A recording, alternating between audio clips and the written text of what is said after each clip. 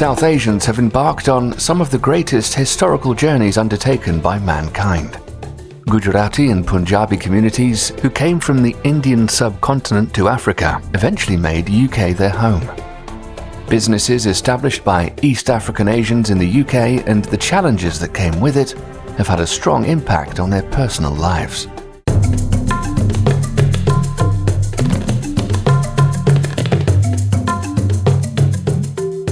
People of South Asian descent first came to East Africa under British rule, working as labourers during the construction of Kenya-Ugandan railways.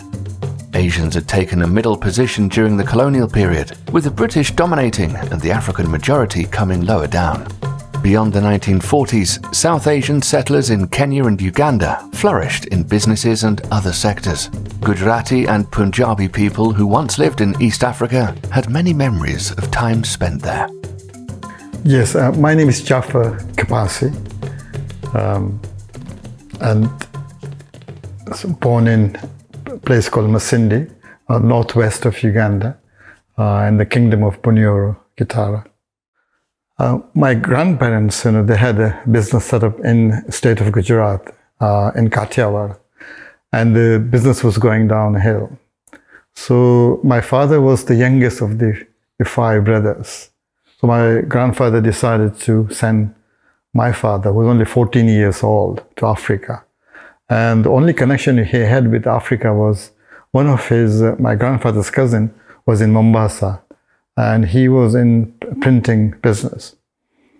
So in early 1930s, he traveled to Mombasa on his own. He was only 14 years old, and with a view to to support the family back at home in India. My dad had a small wage, but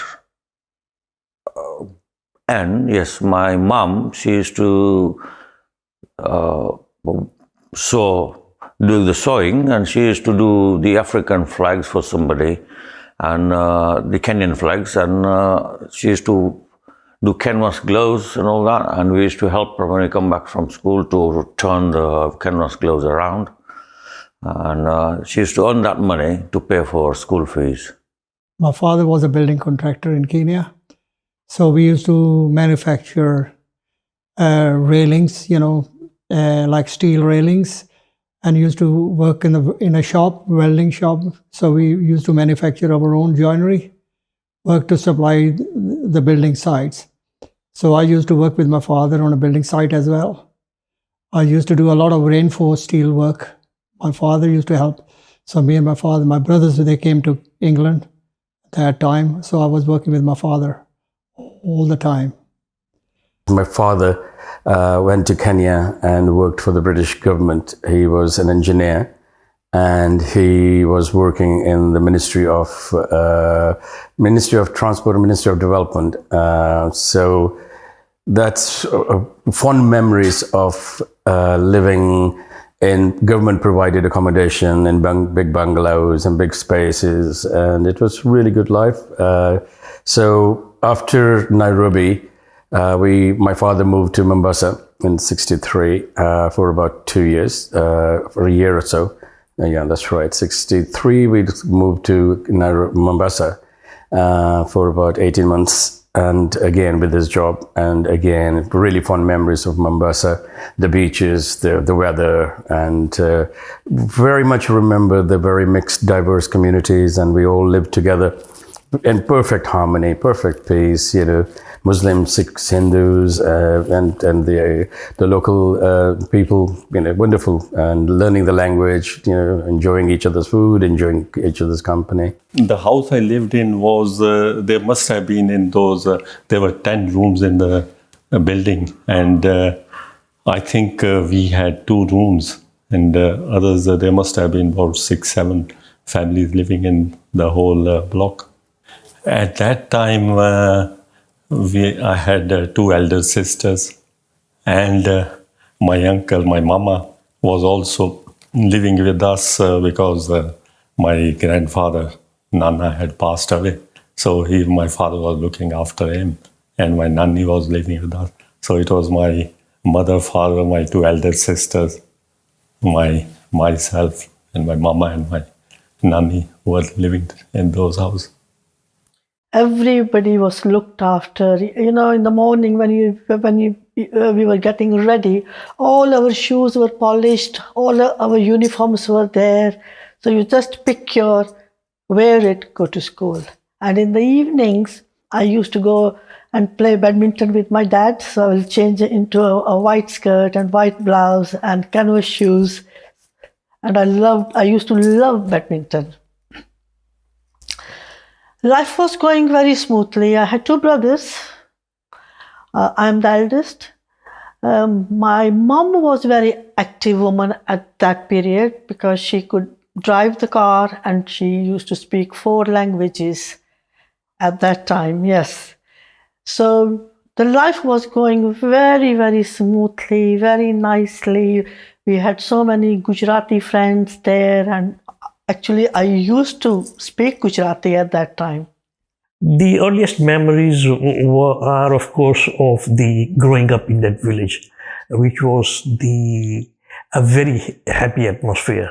No fear of crime, no fear of child molestation or anything like that, and we could wander around anywhere, never went hungry. Food was available. If you felt hungry, you walked into any house and people will feed you. So those are the sort of, until I was, 6, 7, 8, I had no pair of shoes or anything like that. We ran around bare feet till I went to school. Yeah, then we had to start wearing school shoes, and those we started with tennis shoes. So these are the memories, and then we started wearing shorts as well, because we didn't even wear shorts. It was just a long shirt which we wore and just wander around everywhere till we were about 6, 7. And it was a very happy, carefree childhood. We lived in a big house where all the people, different community used to live in the same house. And we used to get together, have different type of games at the time. And I had my primary education in Nairobi as well. I used to go to City Primary School. And from there I went to secondary school, Visawashal Primary School. And I did my O-levels and A-levels in Kenya. I think it was age of 6 when we started our primary school. And the first school I remember, I can still remember that, was Shimoni, we used to call it Shimoni Primary School. And before going any further, we used to have segregation in Uganda, because Uganda was under British Empire. It was not a colony, they used to call it a protectorate. Kenya was a colony, but Uganda they called it protectorate. And there was segregation. There were schools for whites, blacks, and Asians. And they were actually called Asian schools. And there were only Asians in those schools. And the first school, as I said, was Shimoni Primary School. And I think after a year, because we were very far from that place where our house was, I can't remember, but I was moved to another school called Nakwivubo Primary School. And I think I spent all my primary education in that school up to primary 8. Our teachers were Asians and English, and then in 63 we had some Americans who came over as well. So it was an eye-opener for us that there could be different teaching methods from the ones that the Indian teachers taught us. But looking back, I think all my teachers were very good teachers. They were dedicated, but I think there is no question about it. They did feel the discrimination between themselves and the position of the non-Indian teachers there. In between, as you know, we went to primary school, and we had a school called Masindi Public School, which was run by the Gujarati or the Indian people. And the majority of the teachers were Gujaratis, because they taught us everything in Gujarati, including the science, geography, everything was taught in Gujarati. And it was running very well. And came the independence 1962, and we were forced to remove the Gujarati element as a main subject.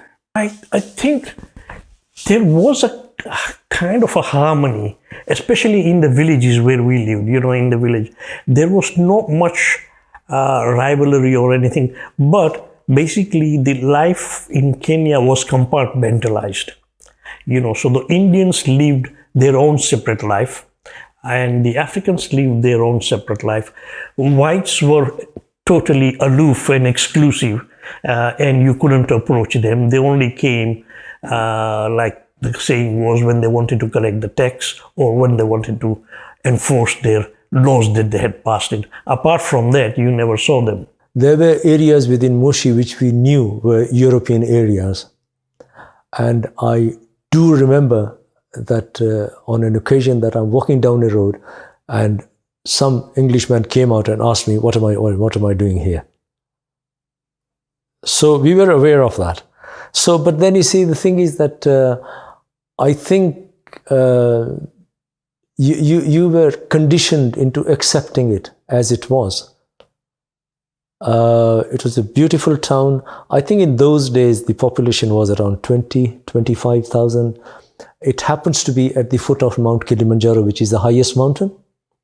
One of the most beautiful scenes that you can see. In 1963, I actually, through Outward Bound Mountain School, I went on a course and I have climbed to the top of Mount Kilimanjaro. The English used to be classed as high class. Their areas used to be different than Asians and Africans. All the Africans used to live across the sea in a small villages, whereas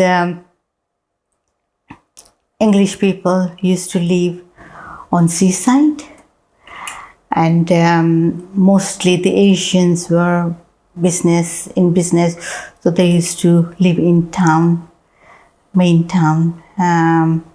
So that was the thing, and mainly the servants that we used to have was Africans. So that is the difference, that what we used to notice. That higher standard went to the English people, and then it was Asian.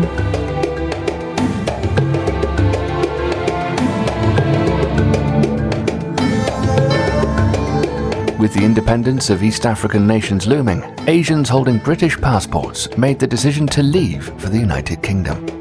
On the 9th of October 1962, Uganda gained independence. Kenya achieved freedom on the 1st of June 1963. Post-independence, some Asians became citizens of Kenya and Uganda, though a significant number preserved their citizenship of the United Kingdom and colonies. The newly independent nations went on to pursue policies of the Africanization program, resulting in the Asian communities being marginalized. It took the turn when the East Africa became independent. Quite young, don't remember what was going on, but at the same time we were told by the family that, okay, what we are going to do is we are going to pack the bags for the girls and you are going away to UK. We were quite innocent. We didn't know what was happening. But fortunately, my two younger brothers were already here in UK. Just a month before we arrived, that was on 27th of January 1968. It was sad to leave that country because all our friends, the school, the beautiful memories of the beaches, and all the luxury that we had, we were just going to miss that out.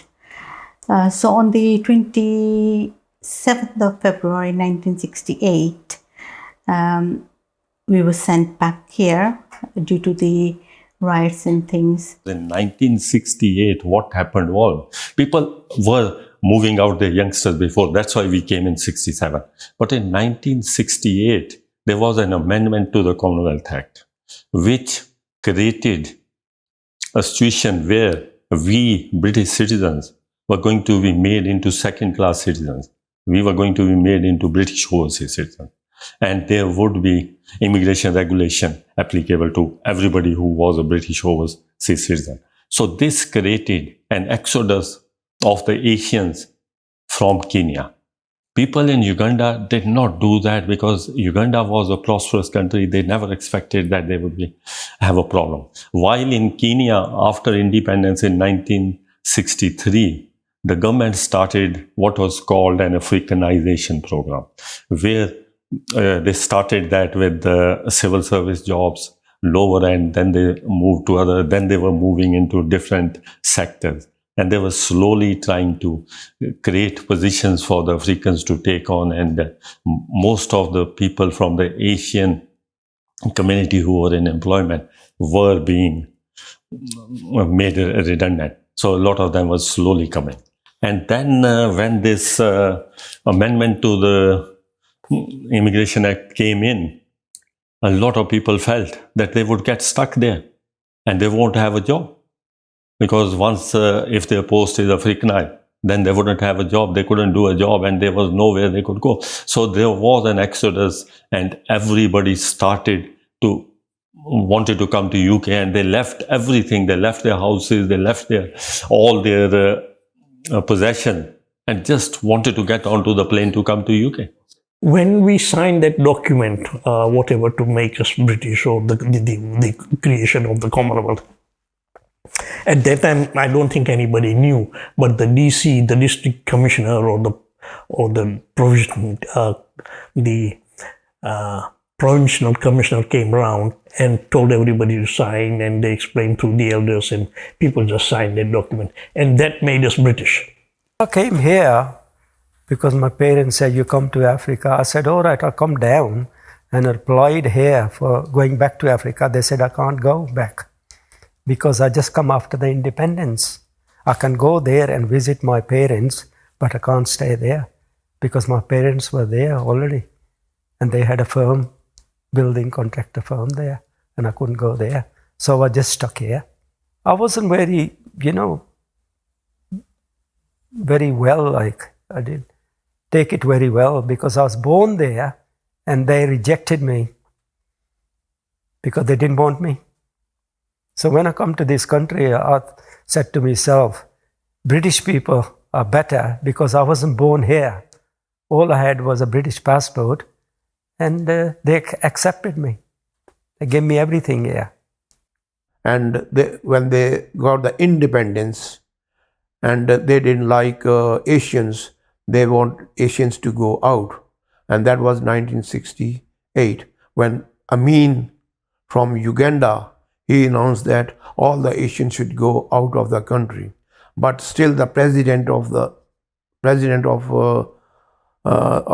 Kenya, Jomo Kenyatta, he told the vice president, go and have a look. And he says, they cannot go on without Asians. So Asian has to stay, and they start giving permits to the Asians after that.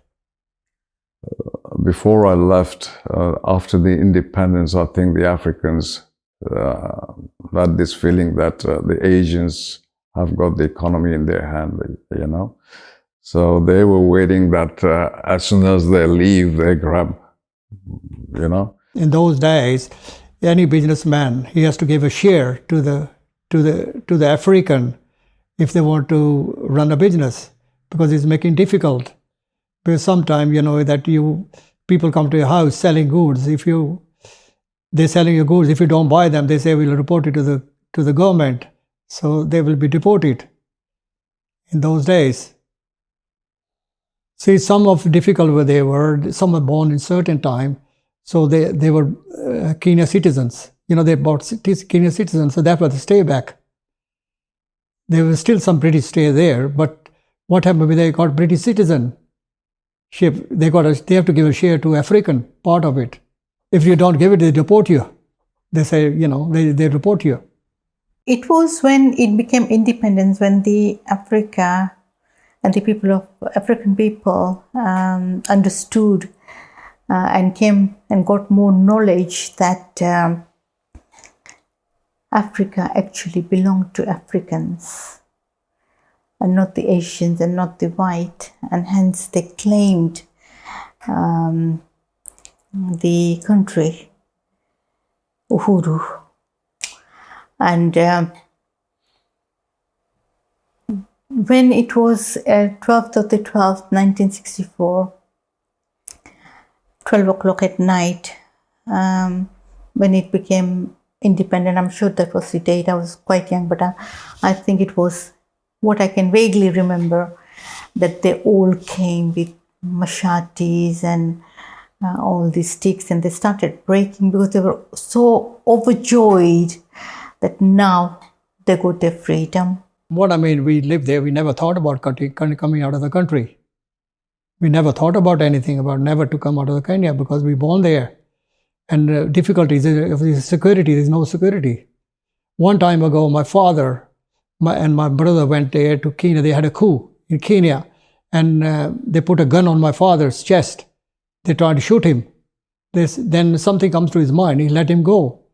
So that day, my father said, I don't want to stay in Kenya, so that's why he come back here. Instead of just being peaceful, they just went berserk. They started looting Asians. The things probably they thought belonged to them. Asians were stealing from them, not realizing they shouldn't have been doing that and things. So they were breaking things, pulling people out of the business. The worst thing was when they were just taking the teenage girls away and kidnapping them, raping them, throwing Asians out of their houses and trying to claim their properties and things like that. That was one of the worst sin we can remember at that time. And because of that, there was quite a lot of girls in our family, and our parents thought it was wiser for them to send us over, though without parents, at least we would be safe here. So they just decided overnight to send us over without us knowing. We didn't even know where we were going and what was happening to us. They just packed our bags and just said, yeah, okay, you're going to other country now. Your brothers are there, so you will be fine. You'll be staying with the relatives. But because the business was there and they had quite a lot of properties, they just couldn't leave, or they were not allowed to leave the country. And as soon as they found out that all the daughters were gone, they seized everything. They seized their accounts, they seized the properties and everything. So we were actually left moneyless here. Things started changing because the British law was different to the African law. And they were sort of a bit dangerous because when you go to town, they used to mug you and things started going bad. But don't forget one thing, we were in their country, so they could do whatever they want to. It's just like any other country, I suppose. When the Kenyan government started operating, and they started putting new rules in.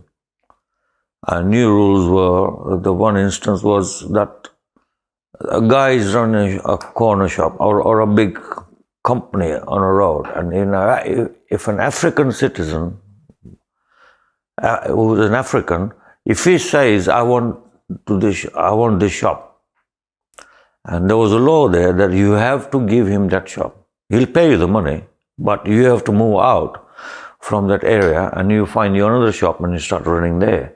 And that was one instance. The other thing was that, down there women never worked. All the families, they were at home. We had boys, African boys working for years and years, 30, 40 years. The same family boys used to work in the house as servants, cooking as well. But it all started changing when people who owned factories, they went to work.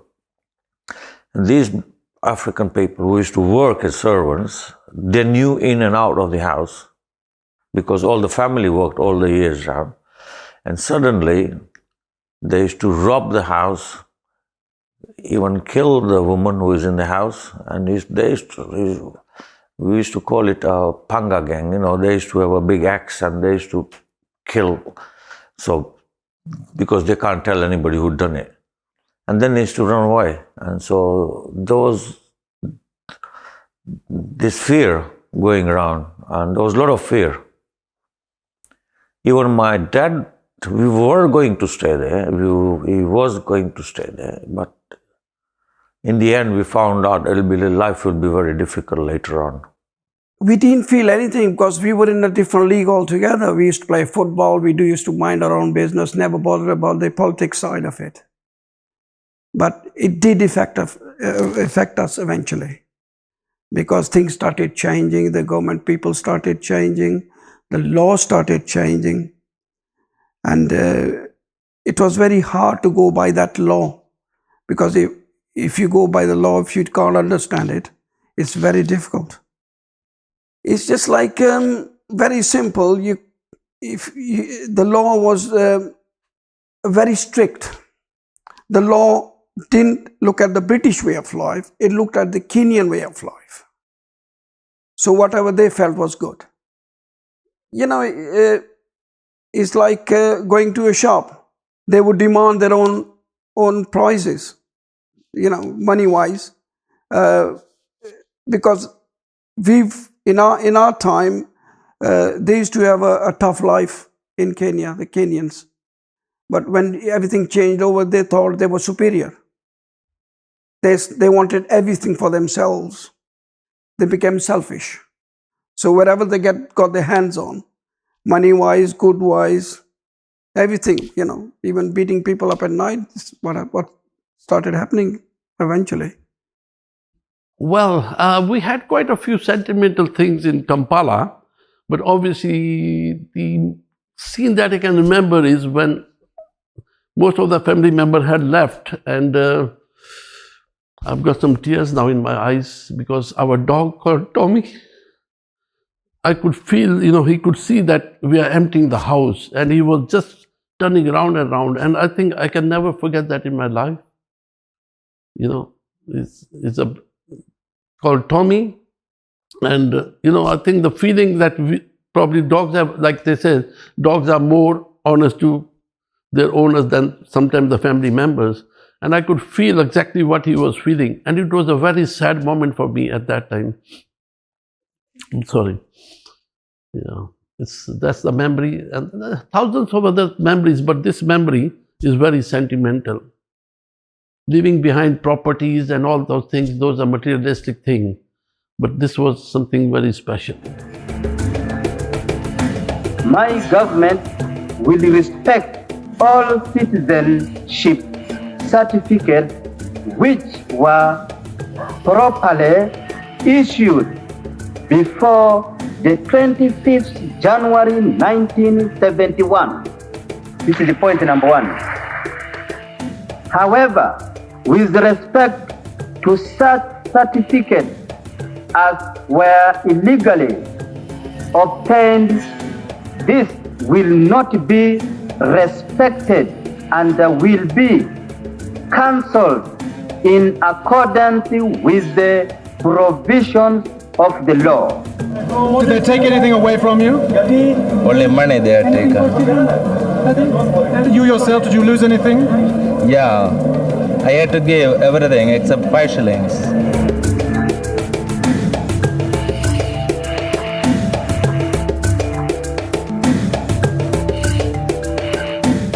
Towards the late 60s and early 70s, there was a growing exodus of Kenyan Asians in reaction to discriminatory laws. This was traumatic for families who became separated and felt stateless. After Uganda's General Idi Amin came to power in 1971, he reassured the Asian community of respecting their citizenship certificates. However, on the 4th of August 1972, upon orders, Asians in Uganda with British passports had to forcibly leave the country within 3 months. Joining in the many queues, thousands of Asians left East Africa for the UK by various modes of transport, leaving behind their properties, finances, and successful businesses. And we heard the news that Idi Amin had a dream in which he was asked to expel all the Asians from the country. And the reason he gave was that the Asians were sabotaging the economy, they were exploiting the people, they were not integrating with the local Africans, and that they should all go. People who came to India afterwards, some of them had lost their dads, their brothers, because dad's heart attack all of a sudden. And the worst thing Idi Amin did was, which I think was very, very touching for people, to say, give your daughter's hand to us. I think nobody could, it was something like a shock. That is what he said. And I remember still, so many fathers just had a heart attack listening to him when he was asking, you can give your daughter to us, you don't have to leave the country, you can live here. That's what he was saying. Concerning all the applications for citizenship, which were outstanding as on the 25th January 1971, my government does not consider itself in any way bound to process such applications and regards them as having been automatically concealed by lapse of time. Some of them had been outstanding for as many as 7 to 8 years. Well, yeah, as mentioned, when he announced back in 1972, I think it was in August, at that time, my brother, my sister, everybody had come to UK, and my brother's wife, they had gone to Germany for the Olympics, and the Uganda hockey team, which included about 10 Asian players, they were in Germany when this announcement was done. And as we progressed towards end of the expulsion time, people feared, because a lot of incidents happened, a lot of families suffered. We were very fortunate that nothing happened to our family because we were in a good area. But a lot of people up country, they had a lot of struggle, because while they were traveling back to the airport or somebody, they were carrying their stuff when we were expelled, and they were all robbed. So there are hundreds of incidents, because the media was not very strong, but you could hear from other people, this has happened, this incident has happened, because obviously when he announced that the Asians will be expelled, he closed the banks for 72 hours. So there were no transactions, nothing, no money could be taken out. And thereafter, people had gold, which people normally, all the Asians carry gold at home. And people from up country, they all lost quite a bit of stuff, And when they reached the airport and they were about to depart, when they had special airlines to pick them up, they were getting everybody to take the gold out and put in a big drum. So people, that was bad. You don't mind materialistic thing, but some families lost some members as well, which was more sad. The guy who used to look after us, he used to give us work from the university. He was a big boss, he liked us, me and my brother, too much. He says, son, you have the contract for agriculture department and medical. You go fetch in the morning cars, service them, bring them back. He gave us the contract, and we used to service his car, and he used to love us really. And I think he died. He was killed in the end, because there were a lot of army around, last days of Idi Amin, a year before I left. Yeah, it was everywhere you go, there were army barracks, stops, they check you, And I think because Idi Amin himself was a Sudanese guy. He was not a Bugandan. Bugandan is the guy, the Africans who are born in Uganda. They're called Bugandans, right? But he was from Sudan. That's what I've heard. And the guy who used to give us he gave us the contract. He was a Bugandan. Sirwanga, his name was. And I think he was stopped, and the army checked him and asked his name, and I think they killed him straight away. There was a chap called Hassan. He was the head of the secret of the police, secret police, CID, and he was on the opposite side to Idi Amin. And as I hear from people, that he was tortured very badly. The Idi Amin wouldn't even give his body to his relatives to bury or anything. He was tortured and killed eventually. One of the senior police officers was Mr. Inspector Hassan, and he was murdered by Idi Amin because he used to voice, the concerns about the economy and the country. So anybody who came in his way, Idi Amin would make sure that he is killed, even within the various African tribes. So that was very tragic in terms of his announcement. And when we as a family, we heard the announcement, we thought this is just a joke, because we knew that this country cannot survive without the Asian input. As I said, the media was not very strong, but we could hear from people that, certain families or even some of the ladies were like, I can't explain it, they've been raped and all that. And this happens when there's, something this happens around. This is very common nowadays in the world, isn't it, everywhere? But, back in 72, you couldn't hear things like that, And experience-wise, as I say, we were very fortunate, nothing happened to us. But a lot of families, they were scared to traveling. So eventually, when a lot of Asians had some contacts, so they were using certain police cars to take them from up countries coming to the city. And like I said, media was nowhere. All we used to hear rumors, this happened, that happened. I wouldn't like to describe exactly those incidents, because I think it's very sour, It reminds you of something that you don't want to think about it, really speaking. For the future, all those who are interested in obtaining Uganda's citizenship will have to make fresh applications, and this will be processed in accordance with the new qualifications which my government is in the process of formulating, and which will be announced in due course. It's either make or break. You can break your family in one small thing. Like otherwise, even the officer asked my dad, he says, what's he going to do if he doesn't come? He says, all I'm going to do is he's going to study here, and I'm going to send him the money from England. And he's got to make his own life. So that's why, you can see the different sides, who's there to help you and who's there not to help you or harass you.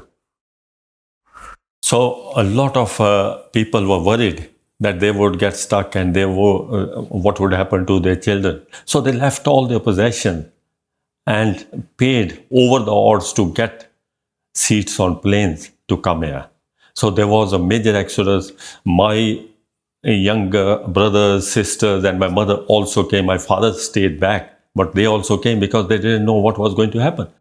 And you can see the turmoil at the airport. There were goods lying everywhere. There were people, some were crying, some were distraught. And, they were all scared to come to England because of the atmosphere which we had heard about and known about through the news and so on. I left Kenya on Saturday night, arrived here on Sunday to Oldham, went looking for a job on Monday, started the job on Tuesday, and have never stopped since then. So ever since the day I arrived, I've been working. There were about 40 or 50 people who came to drop me off at Kenya. I squeezed into 4 or 5 cars, and we all went to they all came to the airport, and they were, of course, my family was said to, didn't know whether, and we didn't have any telephones, no mobiles, nothing like that, no emails. So it was in a way, I was quite excited because I thought, well, I'm going to go somewhere and do something. But obviously they were, and not knowing what is going to happen in future. But things worked out, you know.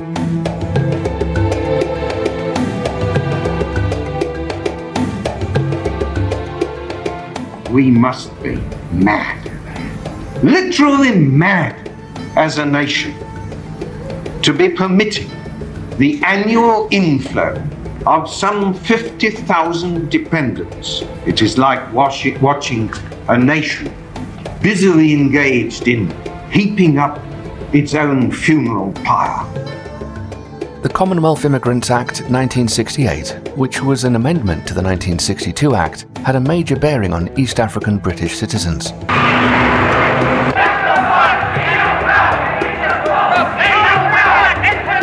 They support Enoch Powell, 88%. Despite the 1968 Race Relations Act coming into force, migrants were treated like second-class citizens in the UK.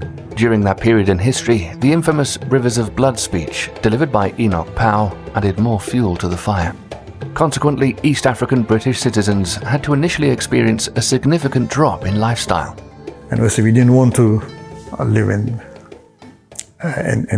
Uganda anymore anyway, because we knew we were going to be deported or put in concentration camps. So anyway, so we came to Stansted Airport on, I think, British Caledonian Airways.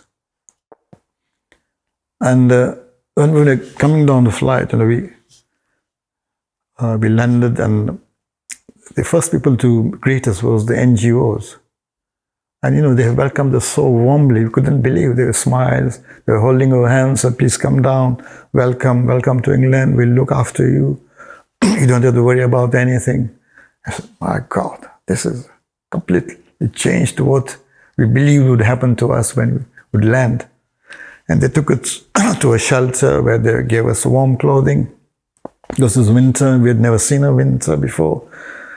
Some of us were shivering, and so we thought we got malaria, because when you get malaria, you shiver.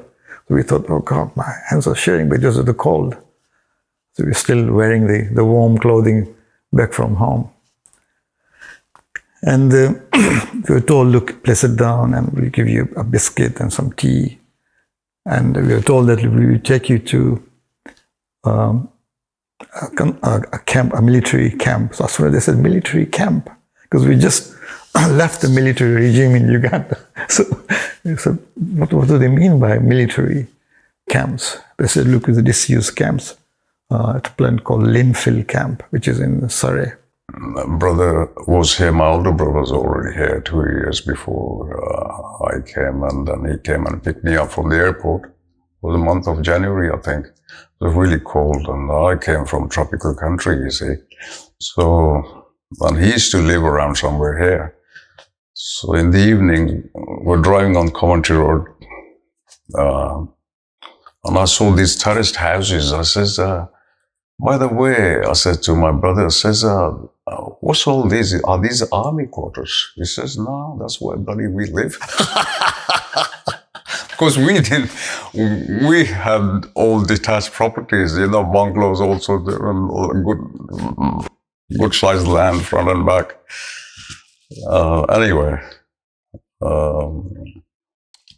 and it was winter time. I got really very depressed for a few weeks.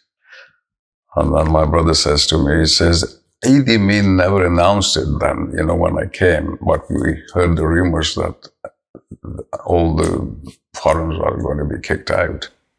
So we were put in a bus coach, and we started traveling. And we came to see the sort of London area and so on for the first time. And And most of some of the things which I remember that we had never seen a white man sweep the streets. So my brother said, "Look, this white man is sweeping the street." I said, "What?" Yeah, because you would never imagine that a white person would sweep the roads. Because in Uganda, all the white people had the top jobs, and they would be driving big cars and so on. Anyway, some of the funnier aspects of that. And the other thing which we noticed was all the shops were closed. I said, "Look, all the shops are closed." No, the shops are closed because of the climate. See, in Uganda, the shops are open, the doors are open. You just enter the shop without opening the door. So all those changes and so on. Anyway, we came to the Linfield camp, and we were taken to an army disease barracks. So we had to sleep in a massive big room. We had to sort of share, and there were lots of beds there and so on. And so comes the next morning, we're all given full English breakfast and proper lunches and dinners and so on. Arriving in London on that day, with such a huge population coming from East Africa, within the same situation to what we were, still, we never knew what was happening to us. With our younger brother, with the relatives were there to get us. It was stone cold because Africa was quite a warm, tropical place. We arrived, we stayed, we traveled to Birmingham. It was night time. That was, in those days, small houses. People used to live on rent. So in one room, 2 sisters, 2 brothers together. We tried to settle down. My aim was to study further because I was quite intelligent, very mischievous in my days, but very attentive, very observant, and I was very fond of things that I could prove it to myself that yeah, I can do it. And during those days, I used to guide my dad how to do his business. And he used to sometimes laugh and say, "I think you will prove a point one day and carry my name forward." There were not that many Asian people. The Kenyans had started coming. There was a large Indian community who were here because the British wanted them to be here. They were basically giving work permits in India to people like carpenters, builders, engineers, and laborers. And all of these people came and actually helped to build cities like Birmingham, Coventry, which got really blasted during the war. And they didn't have enough labor and construction people, they didn't have enough skill. So they brought all of this Indian and a lot of people from Pakistan and the West Indies. And during the 60s, it wasn't a major problem. But we do remember I wore a turban and it was very uncomfortable. So I remember actually cutting my hair, having to cut my hair to survive at school because you used to get bullied and they would knock your turban down. And so I was the first in my family to cut my hair. And then my brothers joined me. Turban was a major issue here for many years. It was when a schoolboy was virtually being forced to leave the school unless he removed his turban, that things came to a head. And that's the time when it became a major issue. People, when we initially came, if you are wearing a turban, you could not get a job even on the bus. So it was an issue. So a lot of people who came from India, Pakistan or Bangladesh, if there was a sick, the first thing they would do was remove their hair because there was no chance they'd get a job. But when we came from Kenya, we did not want to do that. So we kept our turbans and we started fighting for our right. So slowly things started changing. But it was a slow, very, very slow process.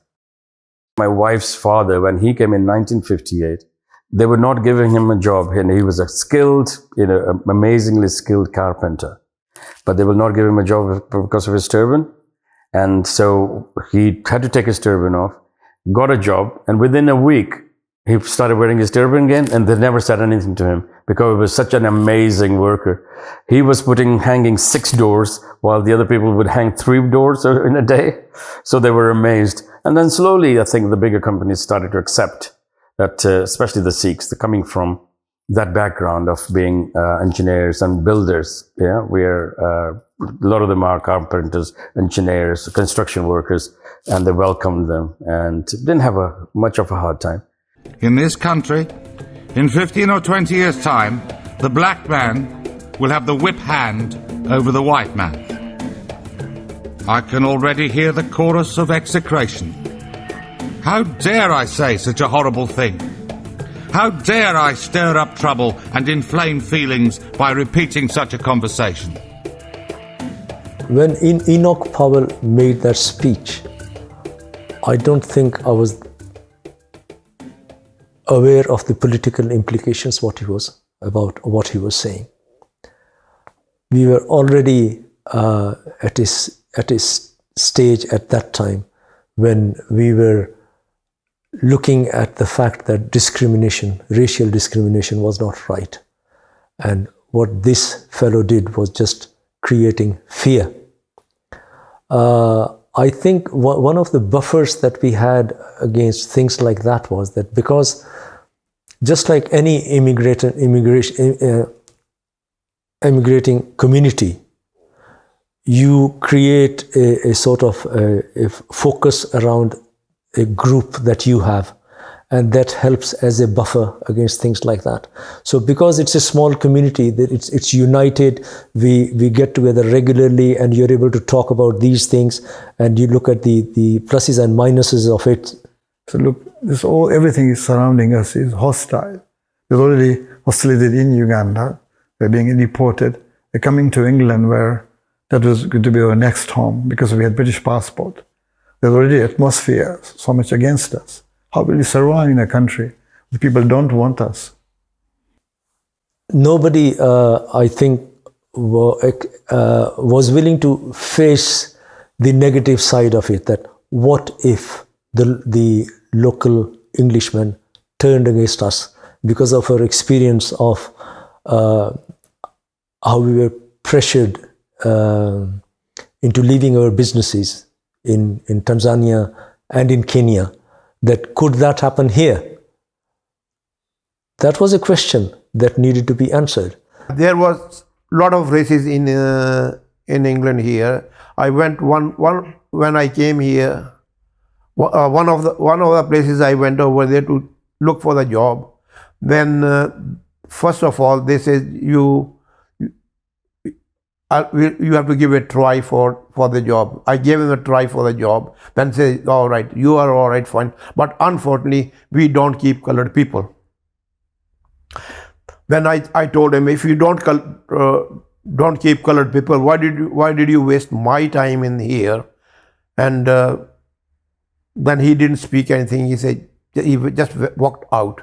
Then slowly, I was myself. There were 2-3 my friends, and my fuffer was with us when we start walking, and we went to in Birmingham Central Town, where there was a building job just started.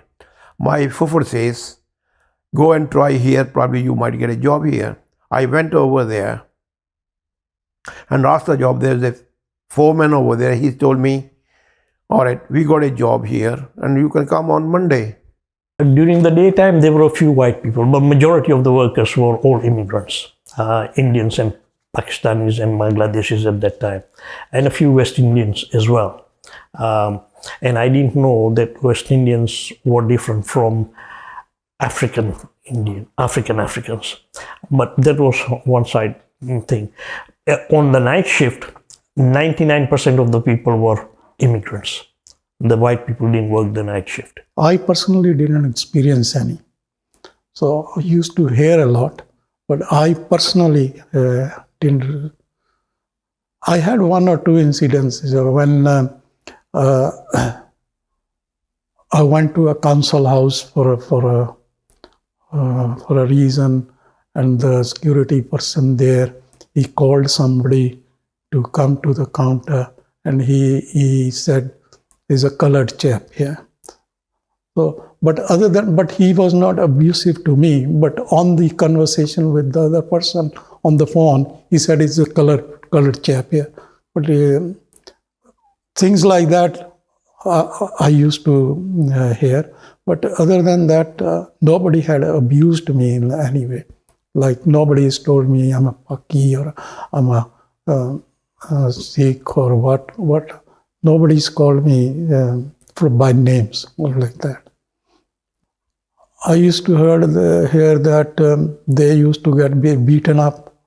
When they go to a pub, they get abused. I never used to go to pubs.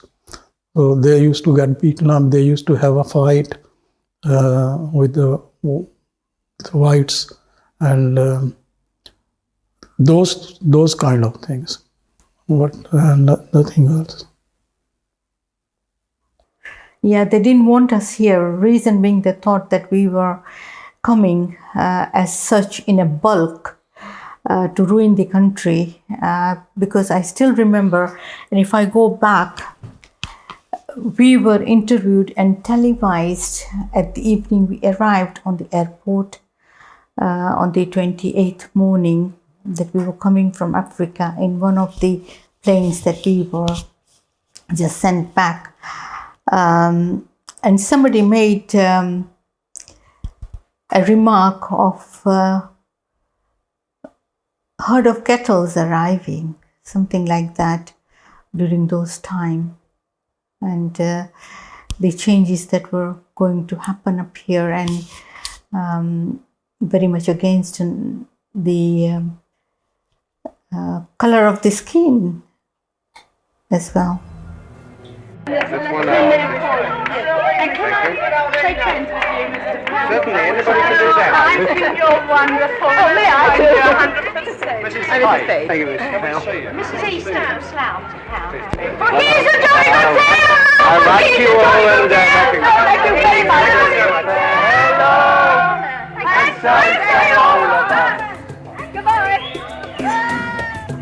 In 15 or 20 years, on present trends, there will be in this country 3.5 million Commonwealth immigrants and their descendants. That is not my figure.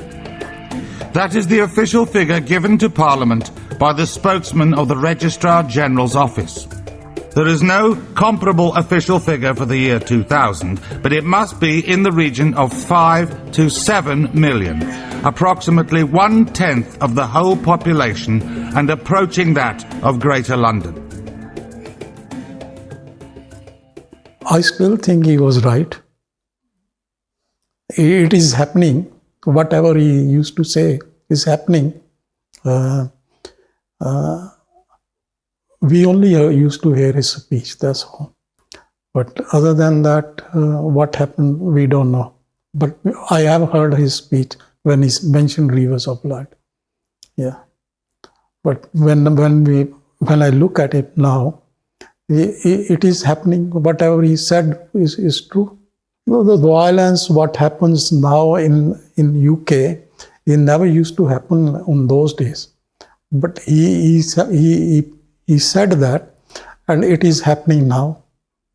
We see so much terrorism, so much stabbings, and so much crime in UK, which we never used to see in the times when we came here. We never used to see this. Although we used to hear a lot about terrorism by IRA, pub bombings and all that. But other than that, we never used to hear any crime.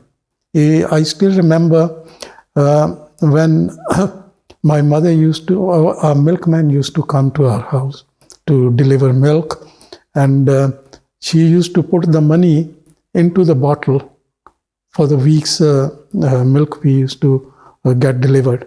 And nobody used to touch anything. Now you have something delivered, the next minute you'll see it's gone. No, there was no crime at that time. We never saw any crime. But I heard that speech But I also used to think, why is he mentioning this? But when now I sit down, I still think about that speech. It's happening now. What he said is happening now.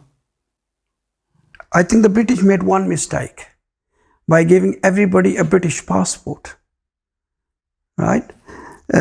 By giving a British passport, they don't want to know anybody else. They want us out of Kenya or Uganda, and they weren't bothered. So now everybody started coming to England. British had to change the law for the very reason, if everybody, all of the world comes to England, the England will start sinking.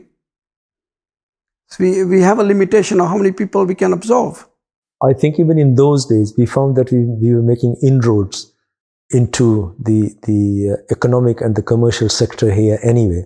So we were not only professionals who were looking for jobs, but we also had businesses, corner shops, supplies, and so on. So those were there. For somehow or the other, the feeling was that no, we are here to stay.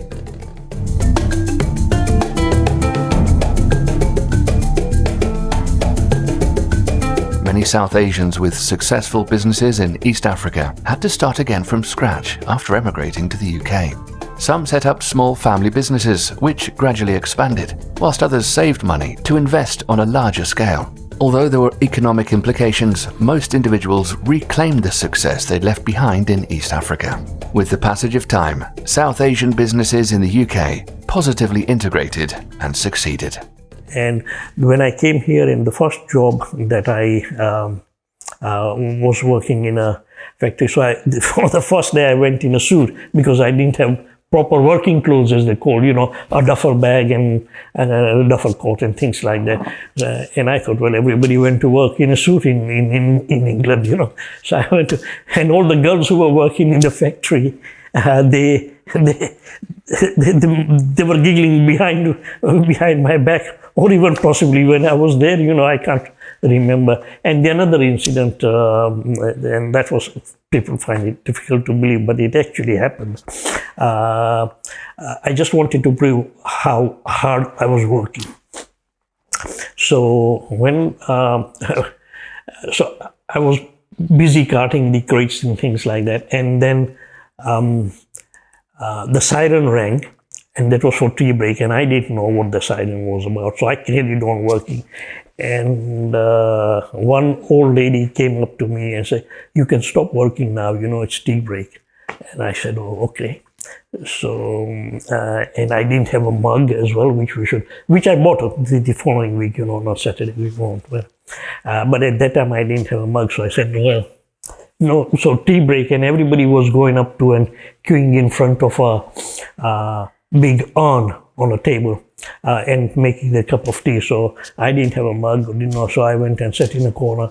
Again, she came back to me and said, "Oh, you can make a cup of tea." I said, "I haven't got a mug and I don't know how to make tea, because I have never made tea in my life, because in Kenya it was either my mother or my sister who used to make tea."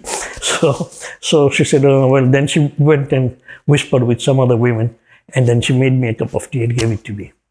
To maintain our house, we had to all work, so I used to go full-time college, work in the evening, restaurants, washing dishes, or some places a waiter, and making our own money for traveling and everything. So, and I was at Lytham St. Anne's for 2 years. I passed my English and maths there, O levels. Then I moved to Preston in the 6th form college, but the studies slowly started going downhill because we had to work. In the family, everybody worked. My dad worked in British Leyland in a foundry. My mom worked in a weaving company. My brother worked some weaving company. Me and my younger brother, he used to go to school. I used to go to 6th form, but I used to have 3 jobs going full-time 6th form as well. So I used to work 2 restaurants, one every weekend in the night. One Wednesday afternoon, I didn't used to do sports, so I used to go and write somebody else's books. These are the restaurant books. And on 2 days, I think it was Tuesday or Thursday, I used to work on the betting machine at Preston Dock Tracks. So at that time, I started earning good money. I mean, I used to get 12, 13 pounds in hand. While if you worked 40 hours in a factory, you used to earn that much as a single person. In 71, in my final year, I started applying for employment. And there were a lot of companies were coming to the university. And the interesting thing at that time was, for a graduate engineer, the starting wages were between 1,000 to 1,200 pounds a year, rising to about 5,000 pounds after 5 years. And I said, I'm not going to be working for a whole year for such a small amount of money. Because I had helped my father. My father was in business. I had helped him. He was doing a very small business in Kenya. And I used to do his invoices and all his letters because he was not educated. I was, I think, 11 years old when he started helping me. So I knew what business was. I had some experience of how to do business. So I said, I'm not going to work for a whole year for such a small amount of money. So immediately after giving my exams, I went back to Kenya to join my father. I had my degree sent to me by post. I did not even attend my degree congregation and joined my father in his business, slowly took over the business. And being from Kenya, from here, I had a different outlook. It doesn't matter what you do at university. University matures you, gives you so much different outlooks to how life is, that I had that advantage and also knew how to deal with different people. I found the first job. I think I was paid about 18 pounds per week. And which was a company called Canberra International. I was working as a junior accountant there. So I progressed from there. And then I became a full accountant there, earning good money, my own office and so on. I worked there for nearly 7 years and then I decided to move on. So I worked for a company called Remploy Limited, again for about a year. And then I said, look, I've reached my glass ceiling. I've got to start up my own business. So I started working from home in Oadby in 1968. I had a few clients working from home and started getting more clients. And then set up my first practice again in Oadby, it's called Regent's House, and started getting more clients in, more people in staff, started employing staff and so on. And eventually, after a few years, I bought an office building on Ross Walk, which is in Belgrave, not far away from here. And again, I employed a few staff and carried on running my accountancy practice. But then I soon realized that the Asians who had settled here, many from Uganda, were actually trading amongst themselves rather than with the mainstream. In fact, what had happened was, as you know, the Ugandan Asians were the business acumen, and they were struggling to work under orders from the bosses. And some of them started working for Imperial Typewriters, an American company manufacturing typewriters. Quite a few others as well in the knitwear. Leicester was thriving in the knitwear trade in them. And soon realized that we're struggling to deal with the situation whereby we become the employees and from the employer position. So that was again one thing to deal with. Staying in London at that time, we were in Taunton Heath, and obviously we had our business and I didn't want to work.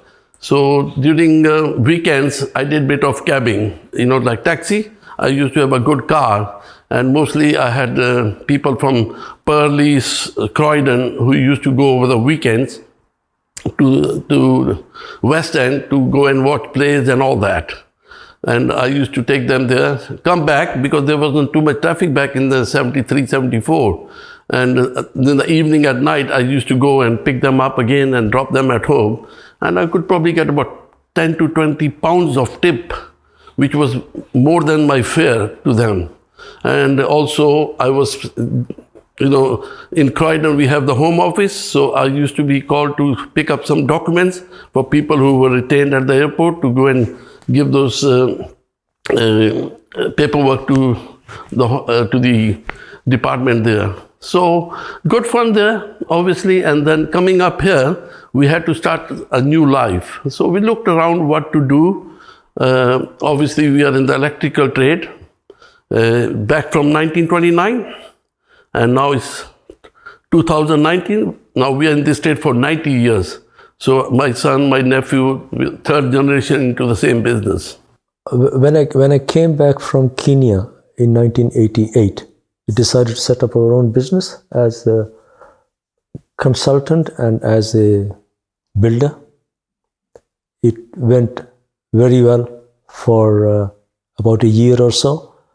But then you see, the thing is that there were payment issues, and I had to close that business off, and I started working for a very large national contractor here. I was lucky to join them. I freelanced, and in fact, I was the chief engineer for Colmo Row, the Colmo Gate. That's that building on the corner, on the building on the corner of Bull Street and Colmo Row. That was quite an achievement, and I was surprised at the confidence shown by the company in me, because I had only been working for them for 9 months before they put me in as the chief engineer for that, and I was the deputy project manager. And at that time, that's a 17-story building. My experience was of having built a 2-story building, but I don't know what came into their mind. They had other engineers and other personnel who had worked for them for 20 to 25 years, and they chose me. So there was one of the instances which is astonishing, is when I was there, one of the architects where we were working asked me, "Can you come and give me a small quotation for a job?" So this architect asked me to give the quotation. When I took the quotation, he said, "You Mahindis are all the same. You do not know how to calculate, and you can come and give me this price." And this architect was well known to bully Asian contractor, because that's the way he operated. He would bully them, because Mahindi was a term for Asians, because Mahindi is the Swahili word for the color of maize. So that was the term used. So Asians were known as Mahindis. He said, "You Mahindis are all the same. You do not know how to calculate, and you're going to come and give me this quotation." Now, if a normal Asian person who is not educated and frightened would have said, Sir, please tell me how much I should charge you, because I don't know. And that's how he operated. But because I had my education in UK and was of a different character, and I was never frightened of tackling anything which I felt was an injustice, I said, hold on, sir. If you don't like my price, don't give me the work. You asked me to give you a price. I've given you what I think it's going to cost me. But for that, you don't have to insult whole of the Asian community. So don't give me the job. But I will tell you one thing. I'm a graduate of a UK university, and I can tell you how to calculate if you want to learn from me. And he went red, and I walked out. And next day, I started getting calls for people who we had never worked for. They said, "Can you come and give us a quotation?" He didn't give me that job, but I started getting a lot of calls, and I would go and ask them. He said, "This person because I won't name him. He became a good friend of mine. He says, this is the only company, because we were specializing in flooring. This is the only company in Kenya which knows how to do trouser work. So it worked to my advantage that we were able to give our quotations to so many, and we did so much work with him. He became a good friend, a very good friend of mine after that. We never mentioned how it started, but he became a very good friend of mine. So that's sometimes you should, when you are faced with any injustice, you should face it. Never be frightened of doing it. So we grew our business to quite a large extent. We were taking contracts throughout Kenya, because I had the advantage of being educated and I was able to take on larger contracts. And we grew very, very fast. In 1971, I said, okay, let's take the business further. So we named Transfer Insurance Broker. A lot of manufacturers were in problem. They didn't know where to go, where to venture out, how to do the insurance and things like that. So again, I gathered all the project, went to the Lloyd's syndicate, hence became the Lloyd's underwriter. Started writing the policy, tailor-made policies for individuals and individual companies to support them, to guide them. What is insurance? Why should they not claim? Why should they take care of their business? And what is insurance? Started making profit for syndicates. But then again, I had to put my foot down. And I said, okay, fair enough. I have made money for yourself. Now I need my share.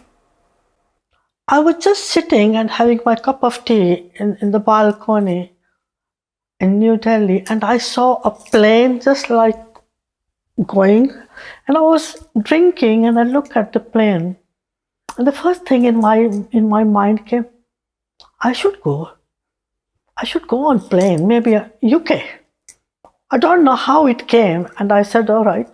I asked my dad said, yeah, go in the holidays and we will look after your daughters. So when I went to buy the ticket, Connaught Place in Delhi, my dad came with me. The travel agent, he told me, you present programs on the television? I said, yeah. She said, you have got a very good talent. Why you are going? I said, just as a visitor. She said, take your things with you. So I brought small things and 2 dolls with me. And they were always on the dining table of my auntie's house. Whoever would come would say, oh, you should show this to museum and art galleries. So I went to Birmingham Museum and Art Gallery, but I got frightened when I saw the building. So then I went to Leamington Spa, small gallery, showed them my work. They said me, you just sit down outside and we will be with you in a few minutes. They called me after 10 minutes and they asked me, can you bring a solo exhibition in 1988 in December? And I straight away said yes. I earned a lot of money for syndicates, but I had my share. But at the same time, I taught them many things. I became loss assessor at the same time. So I guided people what to do, what not to do, saving money, saving their back by not claiming unnecessarily. It's not the way of making profit.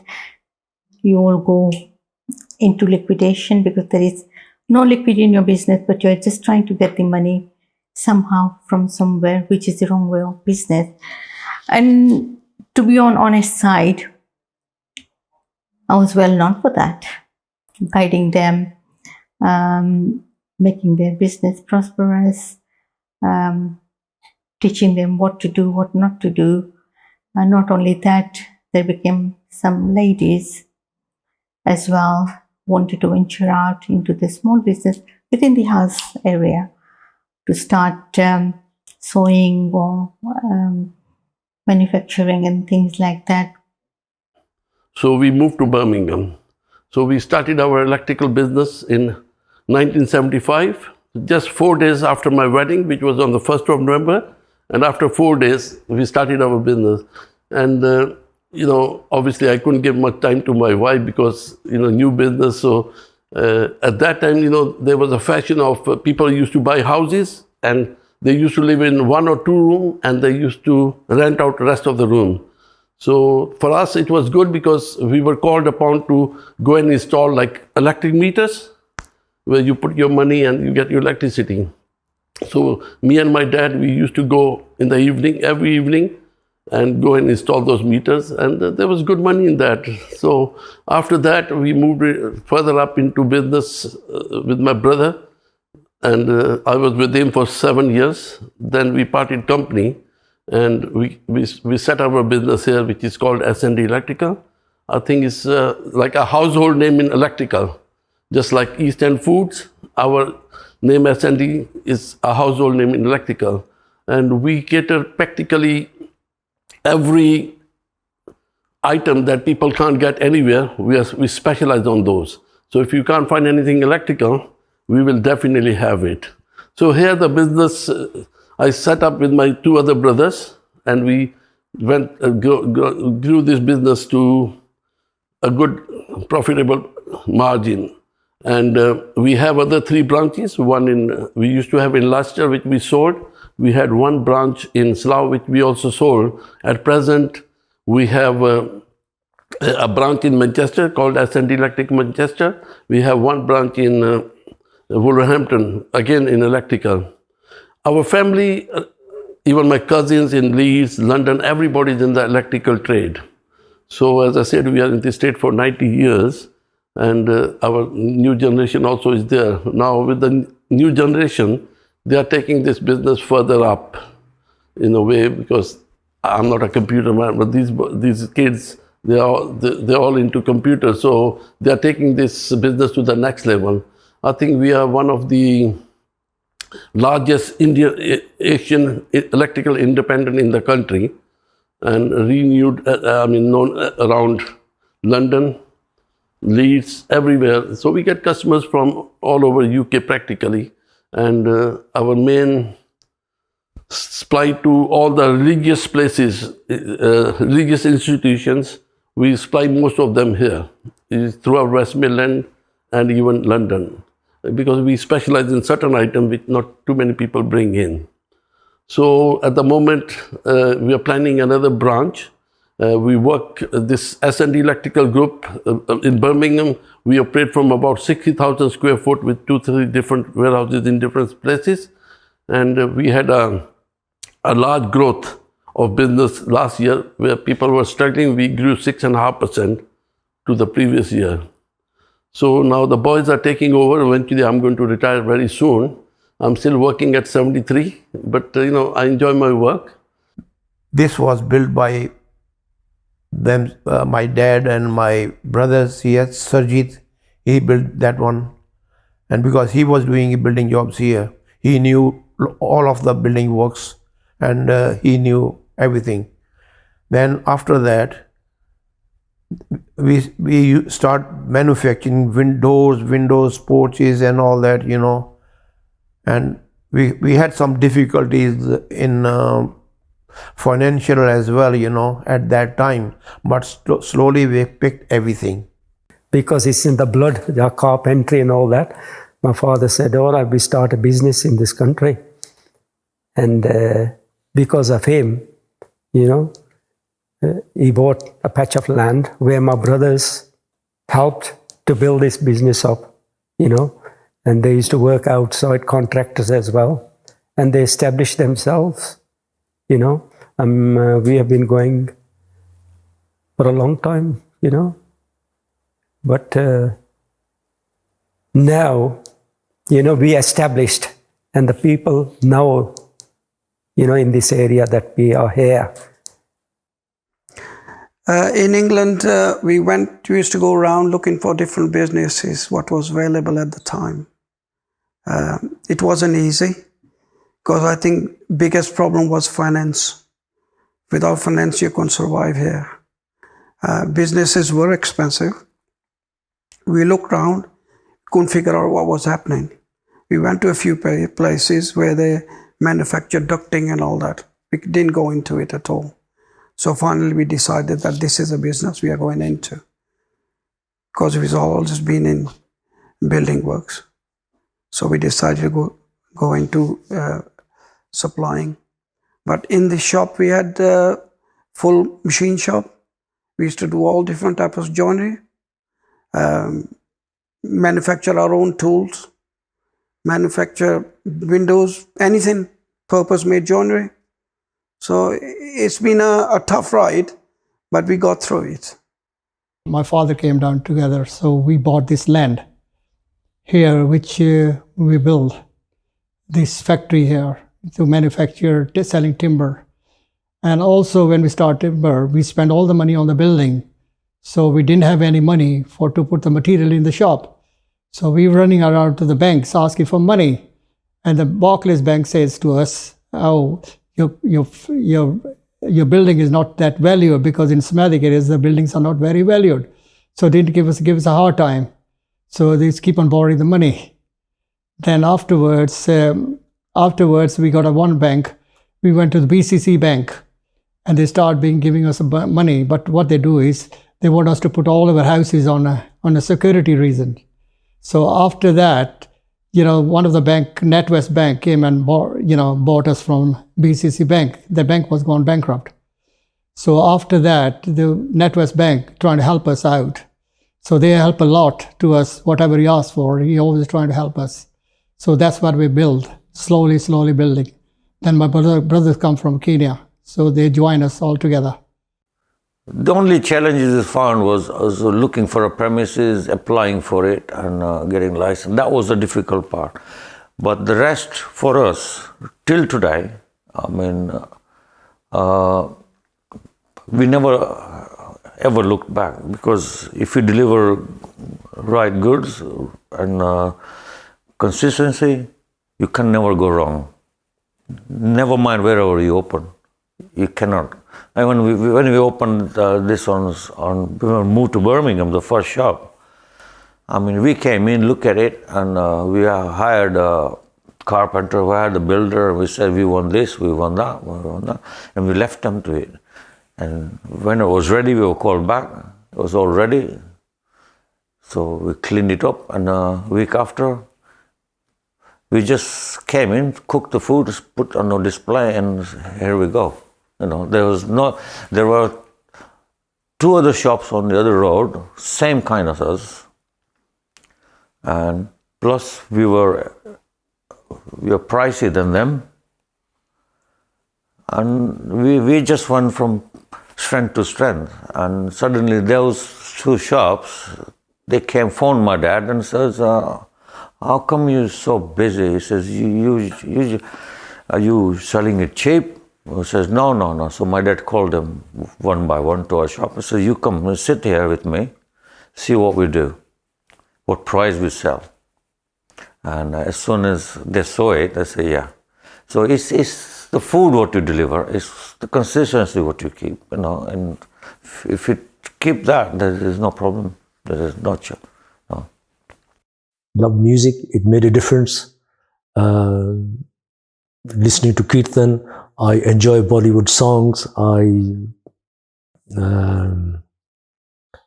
do find that in the older songs, there used to be philosophy about life, which was really beautiful. And my father used to quote certain things to me. I remember there is a very old singer called C.H. Atma, and he used to sing a song which used to say, "Unchi nichi dagar jivan ki, chalna sambal ke pyare sambal ke chalna, manzil to hai badi dur."